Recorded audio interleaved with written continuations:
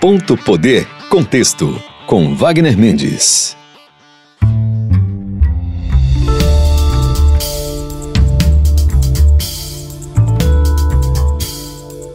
Estamos começando mais um Ponto Poder Contexto na sua Verdinha FM 92.5. Você também nos acompanha nas plataformas de áudio. Eu sou Wagner Mendes, editor e colunista do Ponto Poder, e hoje nós vamos falar do possível rompimento de Cid Gomes com o governador Eumano de Freitas. A gente vai falar também do que foi aprovado na Câmara Municipal de Fortaleza sobre a redução de áreas verdes na cidade. E a gente vai começar o nosso programa recebendo a editora do Ponto Poder no Diário do Nordeste e Verdinha, Jéssica Welman. Jéssica, seja muito bem-vinda ao programa. Olá, Wagner. Olá, você que nos acompanha. Vamos lá, falar de política. Jéssica, não tinha outro assunto para começar o programa a não ser essa movimentação aí do senador Cid Gomes, né? Envolvendo aí esse possível desembarque dele do governo Eumano. A gente já vinha falando aí nas últimas semanas sobre a questão da ocupação dos espaços nesses cargos importantes e estratégicos do Ceará, né, envolvendo a Prefeitura de Fortaleza, o governo do estado. E aí, nos últimos dias, surgiu aquele burburinho, né, conversa de bastidor, de que o Cid teria comunicado aí a parlamentares essa decisão pessoal dele de desembarcar do governo. No domingo, eu liguei para a irmã dele, a deputada estadual Lia Gomes, e segundo ela, né, ele comunicou a esses aliados, a esses parlamentares, dizendo que não se sentia mais parte do grupo, que as decisões elas estavam sendo tomadas ali restritamente, né, dentro do Partido dos Trabalhadores, e que ele teria, né, ficado incomodado com isso. O estopim teria sido a indicação do Fernando Santana à presidência da Assembleia Legislativa e que o governador não teria recuado nesse sentido. Jéssica Welman, como é que você faz a leitura desse movimento do Cid? Ele de fato vai desembarcar? Na sua avaliação ele não vai desembarcar? Ele está tentando conquistar mais espaços ou não? Como é que você avalia esse movimento do senador? Wagner Mendes, essa pergunta ela tem muitos pontos que ainda carecem de movimentações, especialmente de decisões. Por enquanto, o que a gente tem é muito burburinho em torno disso, mas efetivamente nenhum fato concreto, não tem nada ainda concreto que implique numa saída de fato de Cid Gomes e de algum dos seus aliados ou de todos os seus aliados da base governista.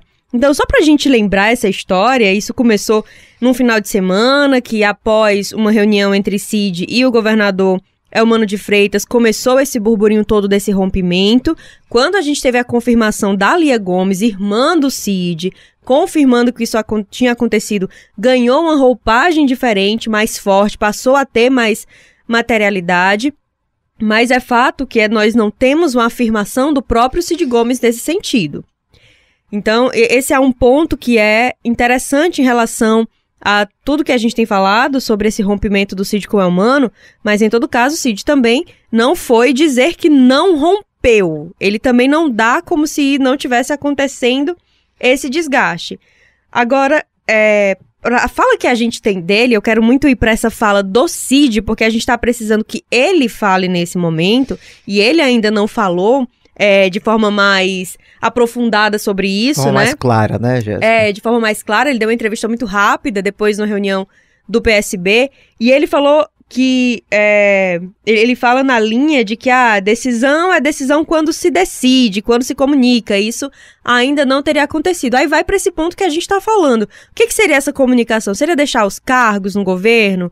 O que seria? Seria ele lançar uma candidatura de um aliado na Assembleia Legislativa para ir contra a candidatura do Fernando Santana do PT? O que seria? Então, a gente, para responder essa pergunta, se o Cid está desembarcando mesmo, ou se ele está aí fazendo um jogo de cena, ou se ele está aí querendo articular, tem algum outro plano por trás disso, a gente está precisando de mais do que discurso.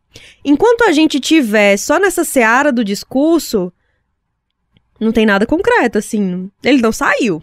Inclusive, Jéssica, a gente tem esse trecho da entrevista dele, né, que você acabou de citar. A gente pode ouvir agora para materializar aí esse discurso do senador. Deixa eu lhe dizer, assim, decisão é decisão. E quando se decide, se comunica, né? Não há ainda essa comunicação. Eu acho que qualquer ação na sua vida, ela deve ser feita de forma sempre ouvindo o coração, né? Sempre colocando a cabeça como o grande regrador da sua fala, das suas decisões. E se está em curso isso, vamos ter paciência, perdoe, vamos ter paciência, mas tem ritos que tem que ser cumprido. Não é razoável que a gente comunique uma coisa sem que algumas prévias possam ter acontecido. E, como as prévias não aconteceram todas, não pode haver comunicação. Pois é, ele fala de ritos, né, Jéssica? Ele fala de prévias. Ao mesmo tempo que me vem um questionamento, né? Quando eu conversei com a Lia, o que foi que ela disse? Olha, o senador, né, o Cid, ele fez questão de dizer para esses deputados que ele comunicou que era uma decisão pessoal, que era uma decisão unilateral. Ele deixou os aliados livres para seguirem os rumos que cada um queria, né? Ele não foi uma decisão ali em conjunto, como ele costuma fazer. Quando ele foi sair do PDT, todas as vezes que ele saiu dos partidos, ele ouviu os prefeitos, ele ouviu os deputados, para não ser uma decisão intempestiva, prejudicando alguns aliados. Mas me chama a atenção essa fala da Lia de que ele fez questão de dizer que era uma decisão pessoal, e ao mesmo tempo ele está esperando essas prévias, essas inclinações. Ficou um pouco confuso, Jéssica. Como é que você lê essa questão, esse ponto? É bem nessa linha mesmo, Wagner. Quanto mais dias passam e a gente não vê nada se concretizar, mais fica confuso. Como você bem falou, não é do feitio do histórico do Cid essa decisão pessoal, em que ele tem agido na política sem ter pensado no coletivo. Cid já cozinhou vários aliados que deixaram de ser aliados, depois voltaram nessa estratégia de pensar no coletivo, de ter um plano que a gente entenderia mais na frente. Quando ele demorou, por exemplo, a indicar quem seria o nome e a sucessão dele, ele cozinhou alguns aliados ali que davam como certo quem seriam. Cid nunca foi, pelo menos nas grandes decisões, essa figura tão intempestiva. Por que ele seria agora? Então, faltam elementos nesse ponto para a gente ir encaixando melhor isso tudo. E aí, quando ele fala justamente dessas prévias, desses ritos, é o quê? O que quando ele fala a decisão vai ser comunicada? Que comunicação é essa? Por que decisão pessoal por decisão pessoal? Ele supostamente já teria feito a própria comunicação e teria dito para o governador. Então, estaria comunicado. Ou ao próprio partido, porque essa entrevista que a gente acabou de exibir, esse trecho, ele deu depois de uma reunião do partido do PSB, inclusive na presença do presidente Eudoro Santana e demais aliados. O presidente Eudoro disse que essa reunião já estava pré-agendada, que era uma avaliação do resultado das eleições ainda municipais, a quantidade de prefeitos que o partido elegeu, a quantidade de vereadores, a situação, né, uma análise final das eleições municipais, que não tinha relação direta com essa questão do Cid, mas claro que havia toda uma expectativa, né? Uma reunião ali, né? A assessoria do Cid comunicou à imprensa que teria essa reunião, né? E que ele estaria presente. Então surgiu toda uma expectativa do que é que vai sair dessa reunião, né? O Cid vai comunicar que está desembarcando do governo, o que acabou não acontecendo, né? E para além dessa pouca clareza em torno dessa fala do Cid, Wagner, alguns outros pontos têm me chamado a atenção, inclusive pelo silêncio também do governador Eumano de Freitas. Por quê? A gente está falando de um grupo que, eleição a eleição, coloca para ser avaliado pela população um projeto político, como eles falam. É um projeto de grupo que vem de muito tempo, e quando a gente fala que vem de muito tempo, eles mesmos, remonta a Cid, passa por Camilo, passa por Eumano, passa pelas disputas municipais no meio disso. E nesse momento, a gente tem comunicações que também não estão sendo feitas da parte do governador. Eumano, nesses últimos dias, desde o anúncio, ele não tem tido agendas públicas com entrevistas para a imprensa. Nós fomos para algumas agendas do governador, em que ele não compareceu, ou esteve em momentos diferentes, não deu coletiva, senão não se pronunciou publicamente sobre esse episódio do Cid. Então me chama muita atenção também, por que desse silêncio, se a gente está falando de uma relação pública, de de um projeto, de uma ideia de grupo, que ela é utilizada publicamente de forma muito intensa em período de eleição, quando a gente está prospectando outras eleições, é sempre colocada essa questão do grupo, e até o momento nós não temos o governador e nós não temos várias outras figuras importantes falando sobre isso. É o que tem me chamado bastante a atenção. Nós tivemos uma declaração do ministro da Educação, Camilo Santana, inicialmente se colocando em apoio ao CID, no sentido de que a relação deles estaria ali mantida.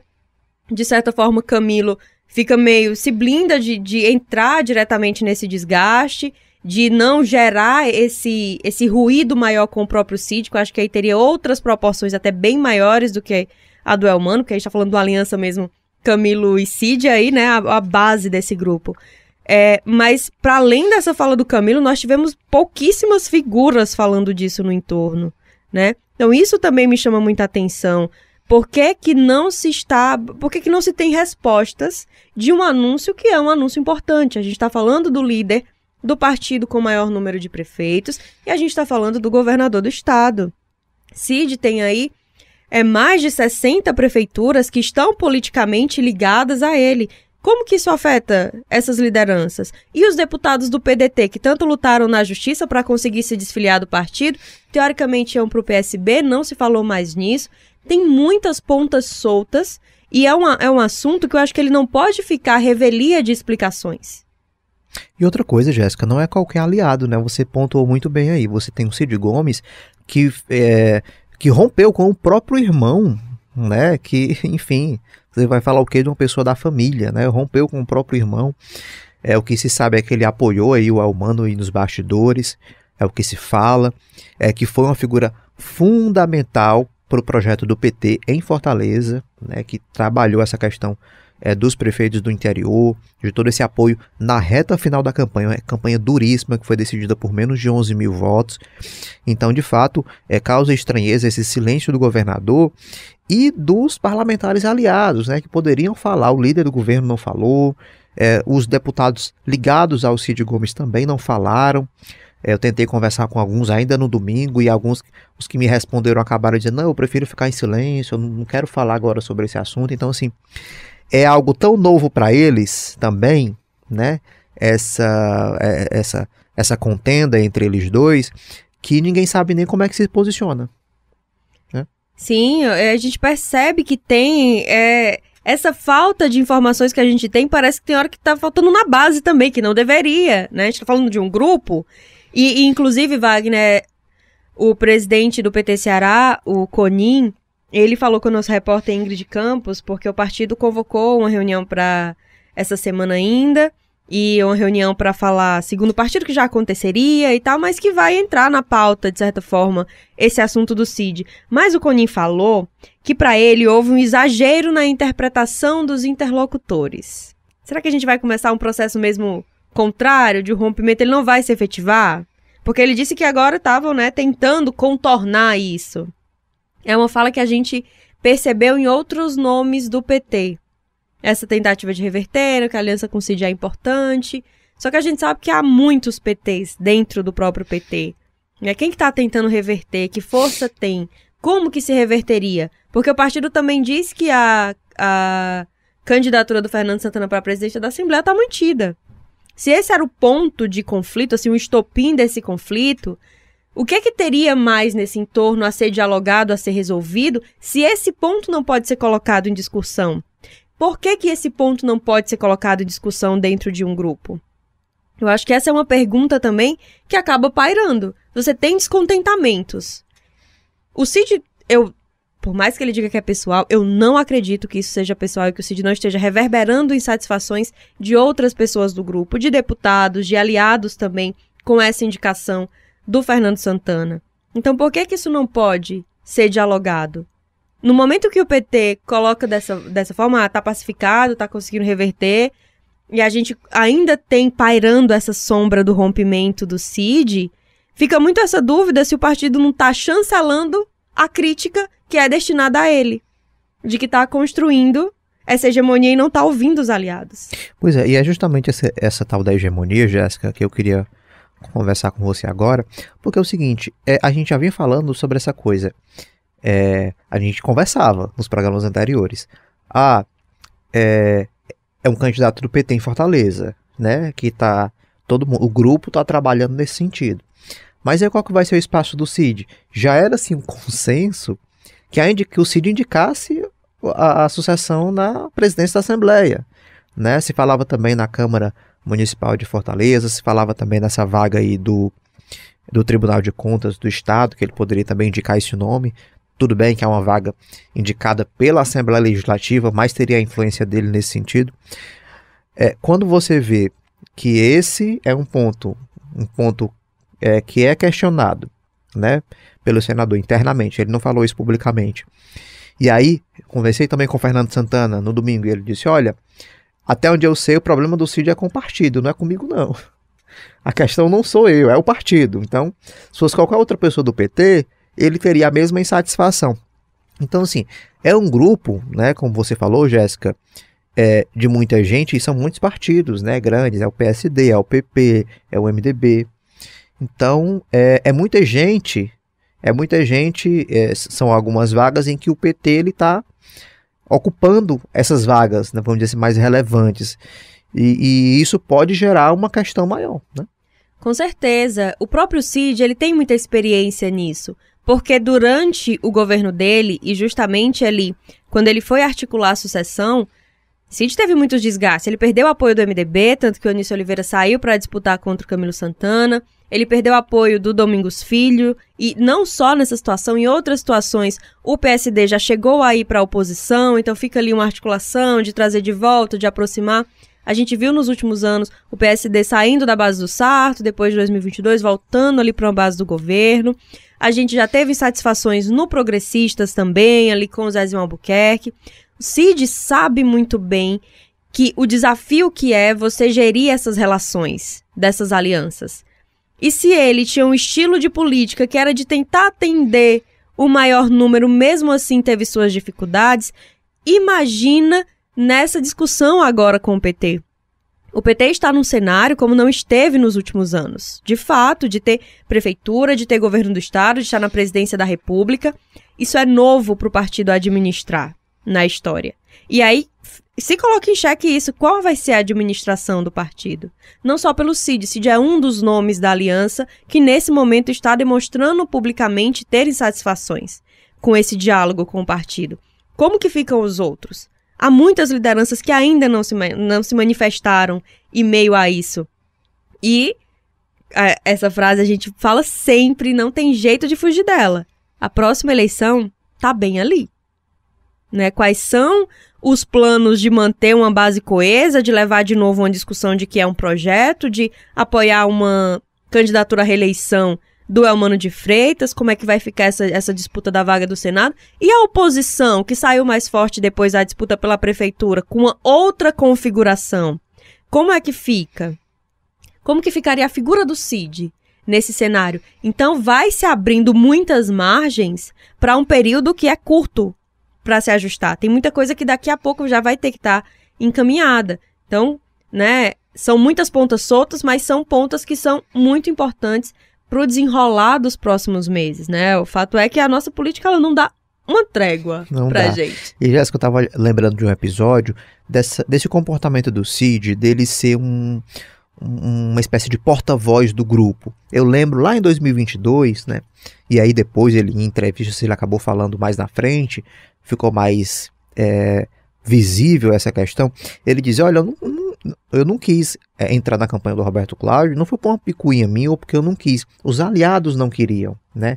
Então ele explica isso. Foi o histórico do Roberto Cláudio na relação com os aliados enquanto prefeito de Fortaleza que desencorajou esses partidos a querer o Roberto Cláudio como candidato do governo em 2022.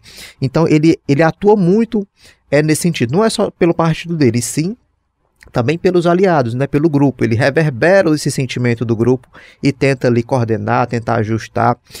Não se sabe se nesse momento também é algo parecido, né, se ele tenta também ser um porta-voz ou se de fato é algo dele mesmo. No primeiro momento eu achei que fosse algo dele mesmo, mas a partir do momento em que ele disse que as prévias ainda vão acontecer, as conversas estão acontecendo, então me faz refletir se realmente é algo pessoal do Cid ou se ele está tentando reverberar algum sentimento de aliados que não comentam aí publicamente sobre o assunto. Se eu fosse para escolher uma dessas linhas, eu iria para do coletivo mesmo, e acho que a gente está num momento que é muito importante. Eu não diria nem tanto para o próprio Cid, que tem uma história já construída, consolidada aqui na política do Ceará, mas é um momento muito importante para o governador Eumano de Freitas, no momento dele se colocar como um líder, porque é ele que ocupa o governo do estado, é ele que tem esse poder de estar mesmo à frente desse grupo. Então, o desenrolar desse processo é muito simbólico para o próprio Eumano, para essa consolidação dele também como uma figura política de importância num grupo que é tão grande. É isso, estamos aqui concluindo o primeiro bloco. Jéssica Well, muito obrigado aí pela participação hoje. Wagner Mendes, sempre um prazer, meu povo, falar de política. A gente está aqui a hora que chamar, viu? Muito obrigada. Vamos agora para um rápido intervalo e na volta vamos acompanhar a reportagem de Luana Barros, que é sobre mulheres que buscam o judiciário após serem vítimas de violência. Até já. Olá, eu sou Jéssica Welma e venho te fazer um convite para acompanhar a live do Ponto Poder todas as quintas-feiras no YouTube do Diário do Nordeste. Você que gosta de discutir política, está sempre bem antenado, saiba que a gente tem muita discussão para te oferecer. Sua companhia lá vai ser muito bem-vinda, a gente te espera. Você está ouvindo Ponto Poder Contexto com Wagner Mendes.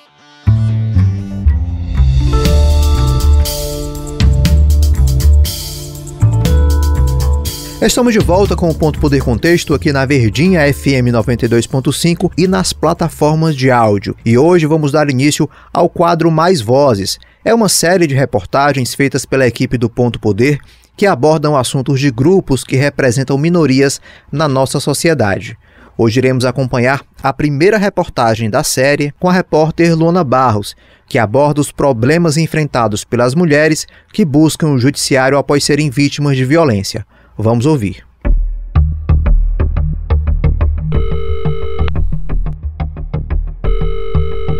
Central de Atendimento à Mulher, boa tarde, posso ajudar? Medida protetiva é uma ordem da Justiça com um significado quase intuitivo. Uma ação para proteger quem está em uma situação de risco. A Lei Maria da Penha permitiu o acesso de mulheres vítimas de violência a essa proteção como forma de garantir a própria segurança. Mas ciclos de violência não são simples de serem quebrados e, em alguns casos, a denúncia e a proteção não são suficientes para inibir o agressor. Ele me ameaçou, a gente fez a medida protetiva e ele disse que essa medida protetiva não servia de nada, que a polícia podia ir atrás dele, que ele era solto no outro dia, porque ele tinha uma prima que trabalhava para um advogado. Então ele disse que eu podia fazer, denunciar, chamar a polícia, fazer o que eu quisesse fazer, que não iria mudar nada para ele.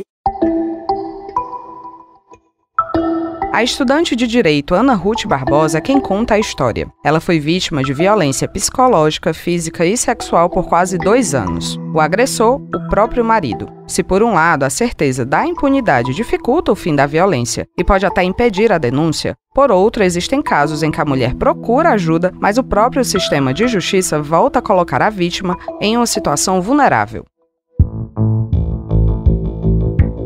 Esse foi o caso de Ana Ruth.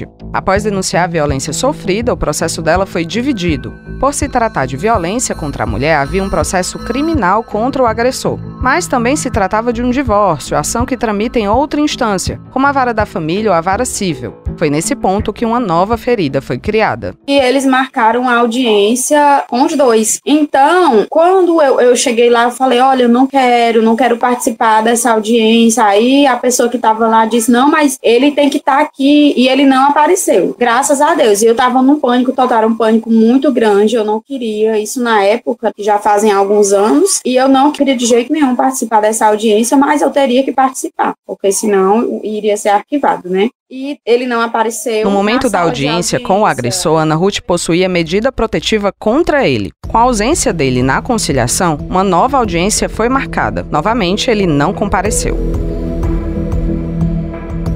Mas se ele tivesse ido, ali eu já me senti traumatizada ali, já me senti mais ferida, mais magoada, porque eu tava naquela apreensão, naquele medo, a todo momento eu ficava olhando para a porta, se ele ia entrar ali, porque eu não queria vê-lo, entende? Eu sou Luana Barros, repórter do Diário do Nordeste, e essa é a primeira parte da reportagem sobre como o gênero ainda impacta na relação das mulheres com o sistema de justiça. Agora vamos falar sobre os problemas enfrentados pelas mulheres que buscam o judiciário após serem vítimas de violência. Na segunda parte, o assunto é como o gênero ainda é um obstáculo na carreira profissional de mulheres que atuam no sistema de justiça. Tudo começou há 8, talvez 9 anos. Ana Ruth não sabe precisar. A memória foi ficando um pouco apagada, tentando distanciar o presente feliz daquele passado violento. Ela conheceu o rapaz na igreja. Foram 3 anos de namoro até o casamento. E apenas algumas horas depois do casamento para o primeiro aviso. Ele disse que a partir daquele dia, mandava nela. 5 meses depois, começaram as agressões. Começaram agressões verbais, pequenas agressões, pequenas que eu digo no sentido de não ter o espancamento, mas um empurrão, jogar algo em mim, entende? Falar que eu não estava bonita, dizer que determinada roupa não ficava bem em mim, falar que eu estava olhando para um lugar que eu não estava, que eu não poderia sorrir, porque senão daria a entender que eu estaria sorrindo para outras pessoas. E aí começou. Era proibida de sorrir, não podia soltar o cabelo, nem usar batom. Empurrões, tapas, o braço torcido, puxão no cabelo. De um lado, a vergonha de contar para a própria família. Do outro, ameaças das poucas pessoas que sabiam das agressões para que Ana Ruth não denunciasse. Ciclo que se repetiu por dias, semanas e meses. A separação só veio quase 2 anos depois do casamento. A denúncia demorou mais um pouco. E aí eu disse, eu não quero voltar pra você. Ele, eu vou lhe buscar onde você estiver, vou trazer você pro interior, vou trancar você aqui dentro de casa e você vai ser minha. E se você não quiser ser minha, você não vai ser de mais ninguém, porque eu vou esquartejar você e vou botar um pedaço seu em cada bairro de Fortaleza. E aí o meu amigo, na mesma hora, falou, você não vai fazer isso com ela. Aí ele, tem alguém aí com você? Eu falei, não tem. Então eu desliguei a chamada e o meu amigo me ligou e falou, olha, isso aí é caso de polícia, você precisa procurar a delegacia. Ele não tinha assim, muitas orientações para mim, mas ele me incentivou. Ele falou, olha, você é uma moça bonita, inteligente, você não precisa passar por isso. Vai até a delegacia e dá parte dele. Ana Ruth foi a uma delegacia de onde foi encaminhada para a Casa da Mulher Brasileira. Lá fica localizada a Delegacia da Mulher e demais órgãos voltados ao acolhimento da mulher vítima de violência. Ali, tudo mudou. Eu lembro que eu ia no carro e eu me sentia tão só. Era assim, algo assim que eu não sei explicar. E eu pensei, poxa, eu tô sozinha, eu vou entrar nessa delegacia, eu vou ter que falar o que eu senti, o que eu passei. E quando eu cheguei lá, o atendimento foi totalmente diferente do que eu imaginava de uma delegacia, né? Foi muito bom, assim, apesar do momento doloroso, eu me senti acolhida. Mas, como você ouviu lá no começo dessa história, esse acolhimento não se manteve ao longo de todo o processo. Mesmo a medida protetiva concedida pela Justiça não impediu a exigência para que Ana Ruth comparecesse a uma audiência de conciliação com o agressor. Justo a pessoa de quem ela deveria estar sendo protegida. O caso dela não é isolado e evidencia um problema recorrente: a revitimização de mulheres que sofreram violência, mas que vêem isso ser esquecido ou escanteado em processos que não tratam diretamente do crime. Como é que acontece hoje? Existe o juizado da violência doméstica. A Lei Maria da Penha determina que esses juizados, eles devem ter competência híbrida, ou seja, eles devem ter competência para processar e julgar tanto as ações criminais como as ações cíveis. Então, essa mulher que é vítima de violência doméstica, ela sofreu uma lesão, né? Ela foi vítima do crime de lesão corporal, ela foi na delegacia, ela registrou um boletim de ocorrência, foi aberto um inquérito policial, foi encaminhado para a Justiça, o Ministério Público denunciou o agressor e está rolando um processo de lesão corporal. Paralela a isso, ela resolveu terminar o relacionamento com ele, né? Se ela foi casada, ela vai entrar com divórcio, se ela tiver filho, ela vai entrar com ação de alimentos, com a questão da guarda, a regulamentação da visita, né? Então, a Lei Maria da Penha determina que todas essas ações, tanto criminal quanto a civil, devem ser processadas no juizado da violência doméstica. Só que aqui no Ceará e em outros estados também, por uma questão de estrutura mesmo, não é possível englobar todas as ações no juizado.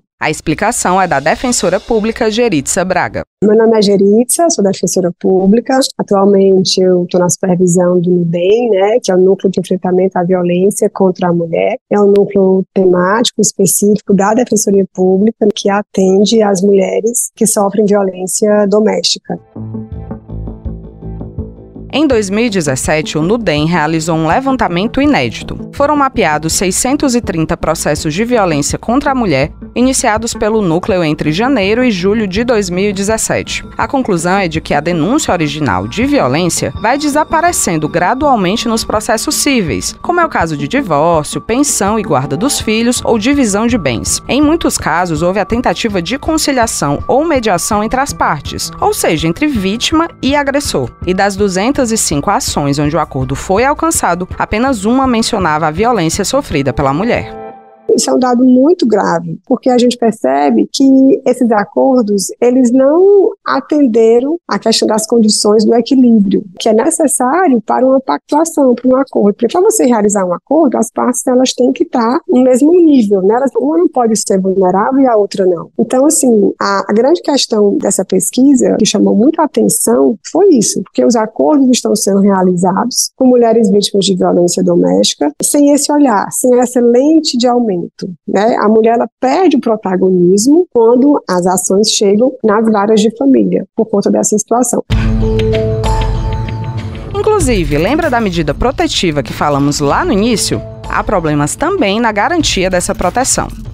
No juizado da violência doméstica, a vítima pede uma medida protetiva. E aí essa medida protetiva ela é concedida pela juíza e a juíza impede que as partes se aproximem, né? Que as partes mantenham qualquer tipo de contato. Não pode falar, não pode mandar mensagem, não pode esperar no local de trabalho, não pode esperar em casa, enfim. E ao mesmo tempo, na outra vara de família, o juiz agenda uma audiência de conciliação para as vítimas estarem presentes para tentar intermediar um acordo. Então, assim, é muito contraditório, né? De um lado, ela não pode se aproximar dele, e do outro lado, ela está ali para tentar mediar um acordo. A Lei Maria da Penha determina que sejam criados juizados especializados e estruturados para lidar com todas as demandas processuais em casos de violência contra a mulher. O que ainda permite casos como o de Ana Ruth ou das ações mapeadas pela Defensoria Pública do Ceará é a falta de aplicação dessa determinação. Um problema que não é exclusivo do Ceará. A gente já discutiu essa questão da concentração de todas as ações relativas à questão da violência contra a mulher, como a questão de alimentos, de guarda, dentro dos juizados. Só que o que acontece? A gente ainda não tem no Brasil a estrutura necessária para que essas ações sejam todas julgadas por esses juízes. Então não vai adiantar nada a gente levar para lá e ser mais lento do que é. A explicação é de Renata Gil, conselheira do Conselho Nacional de Justiça, o CNJ.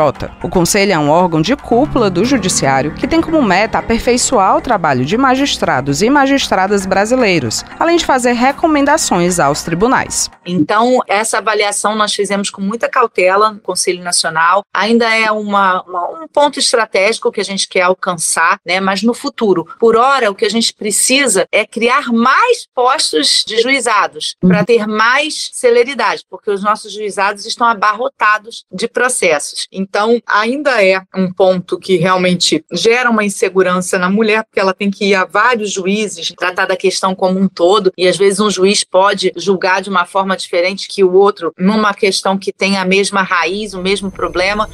De um lado, o risco de lentidão de processos que precisam correr o mais rápido possível, exatamente por envolverem mulheres vítimas de violência e em situação de risco. Do outro, a necessidade de que, independente do tema do processo, seja divórcio, pensão, guarda dos filhos, a denúncia da violência prossiga sendo central para o julgamento dos casos. Mas, ao que tudo indica, ainda será necessário percorrer um longo caminho até chegar a essa realidade em todo o país. E o que fazer para garantir a proteção e o acolhimento dessas mulheres agora?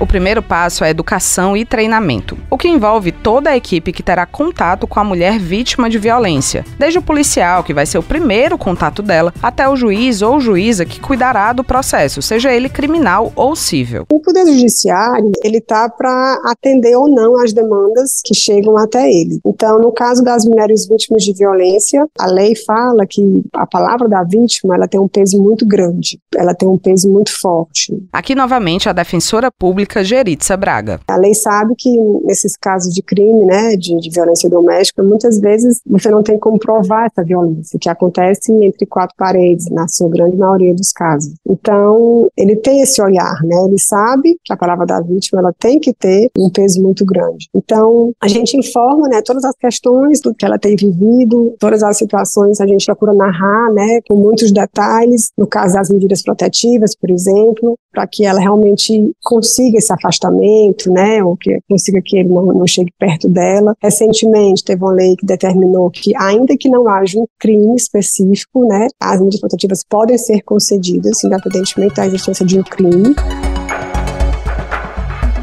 Esse olhar diferenciado não se trata de uma gentileza, um favor ou uma cortesia. Em 2022, o CNJ recomendou a adoção do protocolo de julgamento com perspectiva de gênero. Um ano depois, em 2023, tornou as regras do protocolo obrigatórias em todo o judiciário brasileiro. Vale ressaltar, essas regras não são apenas para processos em que a mulher foi vítima de violência. Ele não é um documento que foi gestado de uma hora para outra. Ele já está há 10 anos sendo discutido a partir de várias normas, desde muito tempo atrás, desde a CEDAW, né, que é aquela convenção de enfrentamento à violência contra a mulher antiga. Já há uma determinação para a eliminação dos estereótipos de gênero nos julgamentos dos casos. Depois a gente teve aí outros documentos importantes, como a Carta de Belém, o Fórum de Belém. Depois a gente tem a Constituição, que determina que homens e mulheres são iguais em direitos e obrigações perante a lei e que essa igualdade precisa ser respeitada. Então, tudo isso a gente vem num processo evolutivo de construção dessa supressão da desigualdade na hora dos julgamentos.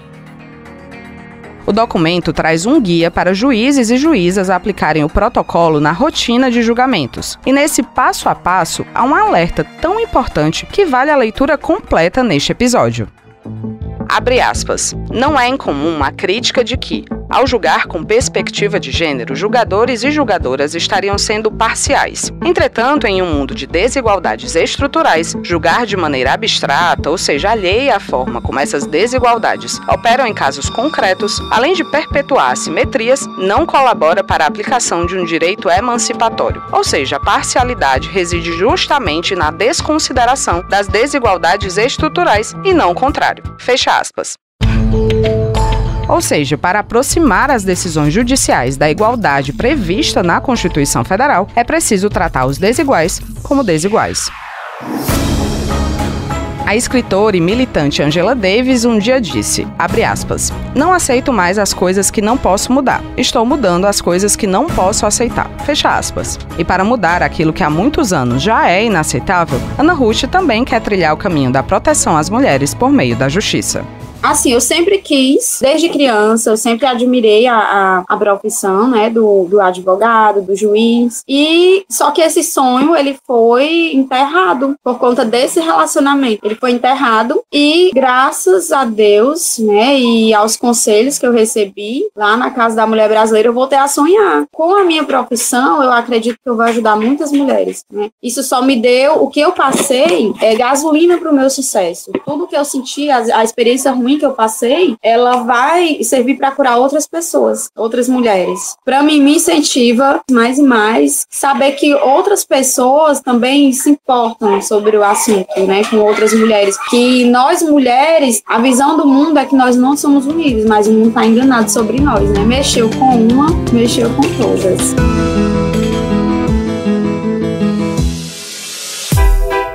A locução deste episódio é de Luana Barros. O roteiro e a apuração são de Igor Cavalcante e Luana Barros. A edição e a sonoplastia é de Kleber Galvão. A edição do Ponto Poder é de Jéssica Elma e Wagner Mendes e a coordenação de jornalismo é de Karine Zaranza. A gerência de jornalismo é de Vila Bessa e a direção de jornalismo é de Gustavo Bortoli. Acabamos de ouvir a primeira reportagem da série do quadro Mais Vozes. Na segunda reportagem, no próximo sábado, o assunto é como o gênero ainda é um obstáculo na carreira profissional de mulheres que atuam no sistema de justiça. Vamos agora para um rápido intervalo e na volta vamos receber o repórter do Ponto Poder, Bruno Leite, que vai trazer informações sobre a decisão da Câmara Municipal de Fortaleza de reduzir áreas verdes na cidade. Voltamos já. Olá, eu sou Jéssica Welma e venho te fazer um convite para acompanhar a live do Ponto Poder todas as quintas-feiras no YouTube do Diário do Nordeste. Você que gosta de discutir política, está sempre bem antenado, saiba que a gente tem muita discussão para te oferecer. Sua companhia lá vai ser muito bem-vinda, a gente te espera. Você está ouvindo Ponto Poder Contexto com Wagner Mendes.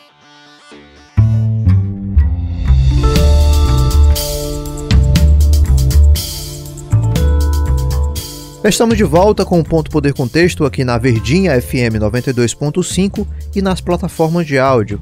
Vamos receber agora o repórter Bruno Leite para o quadro O que Vi no Legislativo. Seja bem-vindo, Bruno. Obrigado, Wagner. Obrigado pelo convite.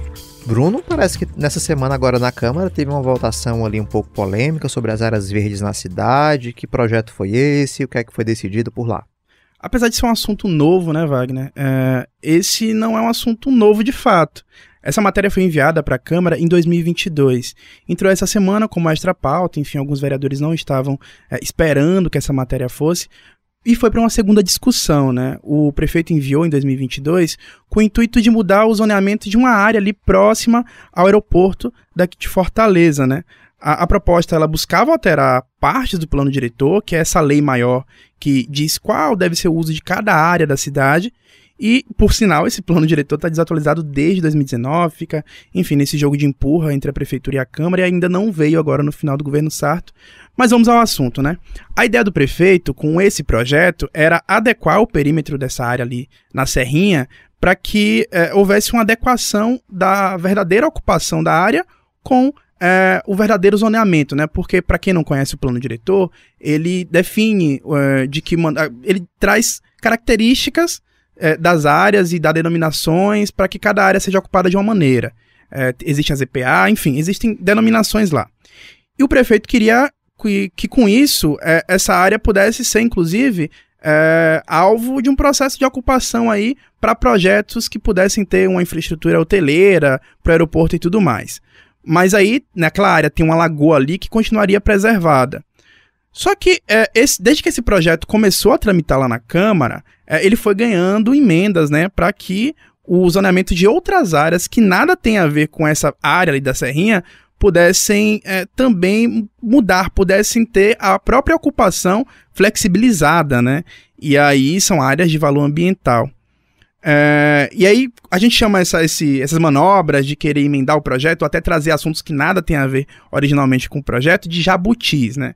Só para você entender, e para quem está escutando também entenda, o Lúcio Bruno ele quis mudar o zoneamento de uma área lá na Praia do Futuro. O Marcelo Lemos também apresentou a emenda para mudar o zoneamento de uma área no Luciano Cavalcante, e o Adail Júnior quis mudar o zoneamento de uma área na Messejana. Cada um deles trouxe uma justificativa para suas emendas e tudo mais. O Adail, por exemplo, falou sobre incentivar o desenvolvimento, porque é uma área ali às margens da BR-116, que já está ocupada por alguns empreendimentos e tudo mais. Enfim, houveram as suas justificativas, né? Foram apresentadas justificativas. E aí, agora, em 2024, né, nessa segunda discussão, antes da segunda discussão, o presidente da casa, o Gardel Rolim, apresentou uma nova emenda, né, que foi subscrita por outros vereadores, para também mudar o zoneamento de uma outra área, essa próxima à Lagoa da Sapiranga. Como eu disse, todas essas propostas de emenda foram aprovadas, né? Enfim, emendaram o projeto, esse projeto que era só sobre uma área ficou falando agora, versa sobre outras áreas também, né? E todas essas medidas flexibilizam a ocupação dessas áreas por, enfim, outros empreendimentos, por residências e tudo mais. Acaba ficando uma área comum, né? Como qualquer outra. Existem algumas denominações que mudam aí. né? Algumas, por exemplo, ainda existem ações que podem ser feitas pelo poder público para conter essa ocupação, mas deixa menos rigoroso do que era antes. Não fica um liberou geral, né? Sim, praticamente. Sim, não fica. O Gabriel Aguiar, né, que ele milita nessa pauta ambiental, ele subiu o tom contra a medida, da mesma maneira como subiu também com outras medidas que passaram pela Câmara no ano passado. Enfim, a oposição fez uma oposição ferrenha contra esses projetos, porque não é a primeira vez que os vereadores atuam na Câmara Municipal de Fortaleza para flexibilizar a ocupação de áreas. No ano passado, por exemplo, tiveram 3 projetos que eu lembro aqui de cabeça, né? Um deles, inclusive, foi para uma área de influência do Rio Cocó, né? Influência ambiental, ali no bairro do Manuel Dias Branco, e 2 outros projetos foram para flexibilizar a ocupação na região do Parque Raquel de Queiroz. Esses 2 que eu citei foram aí vetados pelo prefeito José Sarto. Bruno, e a gente tem inclusive uma fala do Gabriel Aguiar, né, o vereador do PSOL, que ele milita muito nessa área da questão do meio ambiente, e ele se pronunciou nas redes sociais sobre esse projeto. Vamos ouvir. Um só projeto, 3 áreas verdes perdidas. Eu estou aqui na Câmara Municipal, saindo aqui da sessão plenária, e foi votado hoje, aprovado por 22 votos a 9, um projeto de lei 44 de 2022, que deleta do mapa a Zona Especial Ambiental da Serrinha, ali coladinha no aeroporto, a área de maior vulnerabilidade socioambiental e climática da cidade de Fortaleza. Ela foi deletada do mapa, aprovada agora aqui na Câmara. E o mais impressionante não é nem esse projeto, é a emenda. Fizeram uma emenda modificativa a esse projeto, que alterava esse projeto. E o que dizia essa emenda? Que lá na Sapiranga, lá longe desse projeto, deveria também ser deletada do mapa a ZPA, Zona de Proteção Ambiental, e também a ZRA, Zona de Recuperação Ambiental. E foi também aprovado aqui na Câmara, contra os nossos votos desfavoráveis, claro. Ou seja, em um só projeto nós perdemos a ZEA, Zona Especial Ambiental da Serrinha e Aeroporto, a Zona de Proteção Ambiental da Sapiranga e a Zona de Recuperação Ambiental da Sapiranga. É assim que está sendo a gestão no fim desse ano, orquestrado pelo prefeito Sarto, deletando áreas verdes do mapa da nossa cidade e alterando o nosso plano diretor, retirando proteção ambiental, coisa que ele mesmo disse antes da eleição que jamais faria. Então, para ele manter a coerência, ele precisa ser o herói dessa última etapa. Esses projetos vão todos para o gabinete do Sarto e ele tem o poder de vetar ou sancionar. A gente precisa agora pressionar e acompanhar de perto para ver se o Sarto vai guardar coerência com o que ele falou e vai vetar o projeto de lei 44 de 2022. Veta Sarto. Essa fala do Gabriel aconteceu, só para que o pessoal entenda, logo depois da aprovação dessa pauta que entrou extra pauta, né? A matéria entrou extra pauta. O Gabriel fala que foram emendas modificativas, não foram modificativas. Foram emendas aditivas, que adicionam, né, ao texto inicial, que o texto inicial do prefeito era justamente sobre essa área aí na Serrinha. E agora o prefeito, ele pode sancionar na íntegra ou vetar trechos da maneira como ele fez com as outras leis que passaram aí pelos vereadores. E aí, mudando de assunto, Bruno, mas também continuando falando aí do prefeito Sarto, teve nessa semana aí que a gente acompanhou a questão da licitação que ele tinha aberto ali de concessão da administração da iluminação pública e de semáforos para a iniciativa privada. Esse contrato aí de cerca de 15 anos tinha aí a previsão de investimento de 4,1 bilhões de reais. E aí, depois do Tribunal de Contas do Estado ser provocado sobre isso, houve ali uma nota técnica, não sei nem se o termo é esse, mas houve uma comunicação ali do tribunal sobre essa questão, e aí o tribunal encontrou ali algumas irregularidades, inclusive um possível prejuízo de 1 bilhão aos cofres públicos com esse certame. Após algumas pressões, o prefeito Sarto foi às redes sociais, avisou ali que tinha desistido, né, desse certame, que essa questão ficaria para a próxima gestão, aí a partir do ano que vem. Conta só pra gente como é que, um pouco aí dessa semana do que envolveu essa questão desse certame e esse cancelamento logo após a manifestação do Tribunal de Contas. Essa é outra matéria que eclodiu agora, mas que também não é nova, Wagner.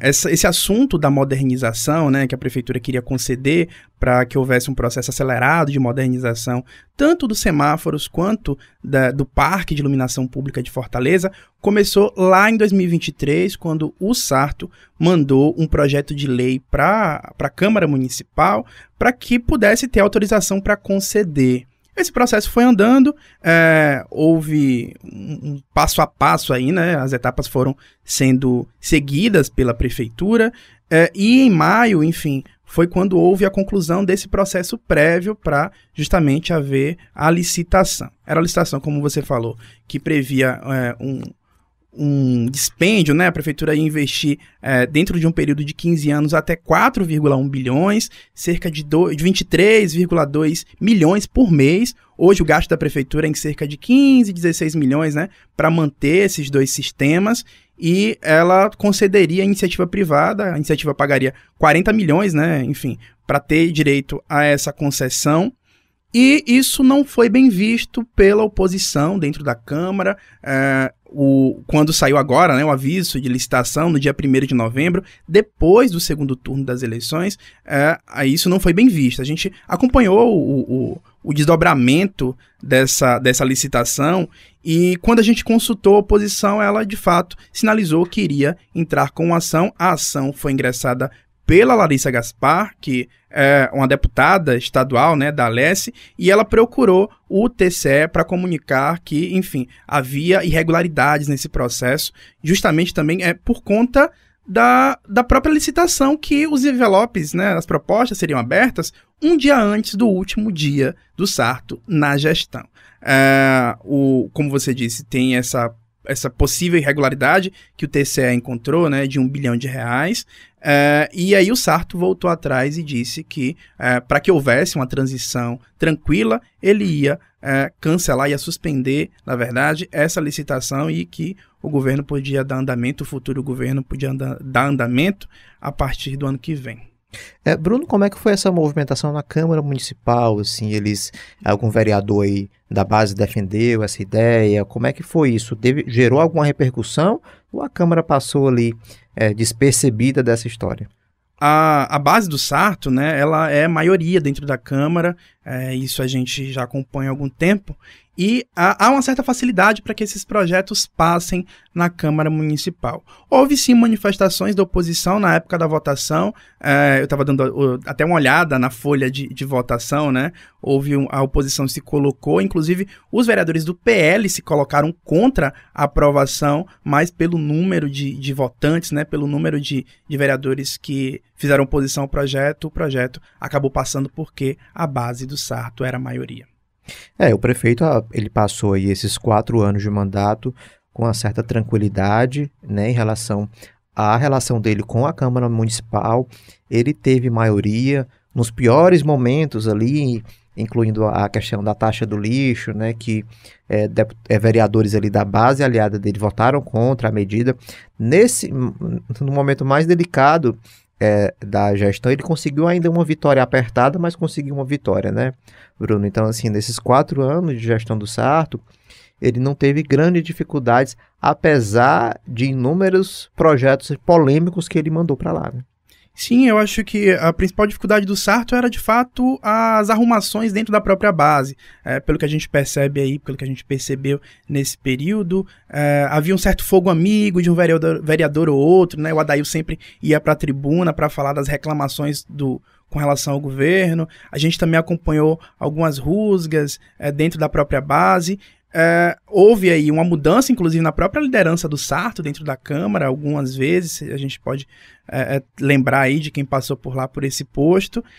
Uma única derrota que o Sarto teve foi no ano passado, no processo das alienações de áreas públicas, que foi um assunto também polêmico ali dentro da Câmara, e um projeto acabou não passando. Mas, enfim, foi um para vários, né, Wagner? É isso. Bruno Leite, obrigado aí pela participação hoje. E aguardamos aí nas próximas semanas para falar tudo o que rolou ali na Câmara Municipal de Fortaleza, inclusive agora mudança de gestão, né, por ano que vem, muitas arrumações, novo líder de governo, uma reconfiguração aí da oposição também. Muitas novidades aí para as próximas semanas, e aí a gente conta com você aqui. Obrigado, Wagner. Até o último instante aí da atual legislatura a gente está acompanhando e aguarda a próxima. Perfeito. Lembrando que você pode compartilhar o nosso programa com as plataformas de áudio como Spotify, Deezer, Google Podcast. É só pesquisar lá na aba Ponto Poder Contexto. Apresentação e produção Wagner Mendes, áudio e sonoplastia Kleber Galvão, apoio técnico Glauber Souza e Samuel Macedo. Até o próximo sábado. Você ouviu Ponto Poder Contexto com Wagner Mendes.